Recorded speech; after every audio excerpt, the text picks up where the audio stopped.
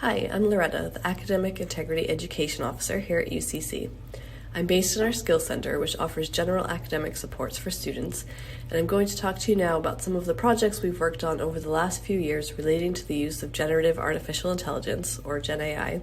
in education, and the various supports and guidelines related to this and academic integrity that we have available. To begin with, it is useful to understand our approach to academic integrity that differentiates it from academic misconduct, which is actually its opposite. There are 6 fundamental values of academic integrity, which are honesty, trust, fairness, respect, responsibility, and courage. These can be viewed as a sort of compass or guide for doing good academic work. Aiming for these throughout learning and research processes brings a positive focus to these. Applying these values to the context of GenAI means that in order to meet the standards of academic integrity, we need to be transparent about our use of GenAI in order to maintain honesty and fairness, take responsibility for critically engaging with GenAI outputs to ensure that they are accurate, trustworthy, and respectful when we use them,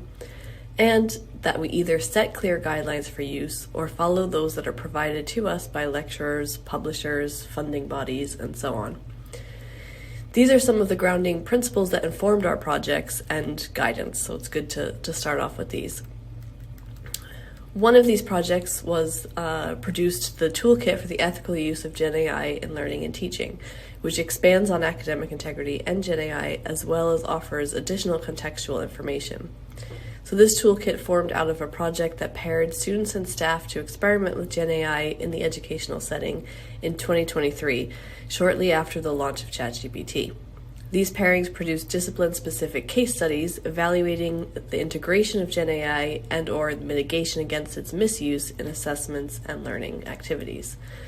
And while this toolkit is primarily aimed at staff, the GenAI Learning Hub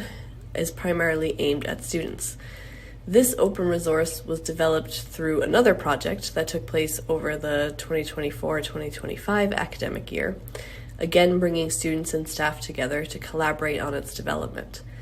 This hub is organized into 3 main sections that provide information on GenAI, as well as reflective exercises, activities, and processes to support informed, effective, and responsible use of these tools.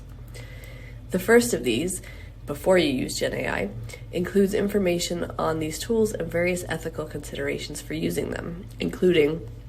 what GenAI is, distinguishing it from other forms of AI, and explaining how it works, copyright, intellectual property, and privacy, being aware of how these tools use data, bias, information, or misinformation, and equity, the environmental impact of training GenAI and using it, various regulation at the EU level, national level, and institutional level in terms of policy, and finally bringing these points together into steps for how to choose which GenAI tool to use if you plan to use one. Following this, when you use GenAI, starts with steps for deciding when to use it if you're using it. Considering your own role in using it and human GenAI interaction or collaboration, remembering that the human user is responsible and accountable, and various practical considerations, including prompting, evaluating AI-generated content, accessibility, and using GenAI for specific purposes, such as information gathering, studying, and creating and editing content. Finally, AI-generated content and assessment covers the areas of academic integrity, UCC policy and guidance, considerations of GenAI use at each stage of producing an assignment, using a snakes and ladders game as an example of this, and various methods for documenting and acknowledging your use of GenAI. You can see here an example of some of the content from the GenAI Learning Hub that runs through the process of evaluating and choosing GenAI tools, including defining your own objectives first and evaluating the tool according to a number of criteria, including how it uses the data, its usability, what features it has, what limitations it has. These points are all expanded on in the hub itself with further examples. And while these 2 resources are open and available to anyone, there are also a number of other supports and options for learning more about these topics available for registered students at UCC, many of which are offered by the Skills Centre and the library. The Academic Integrity Fundamentals short course explains broader concepts of academic integrity, provides an overview of various forms of academic misconduct, and introduces a number of academic skills to support you in your work, as well as the responsible use of GenAI.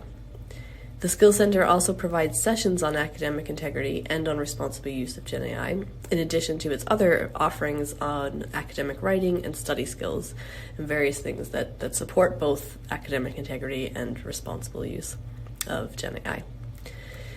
And the library offers sessions on AI and searching for information,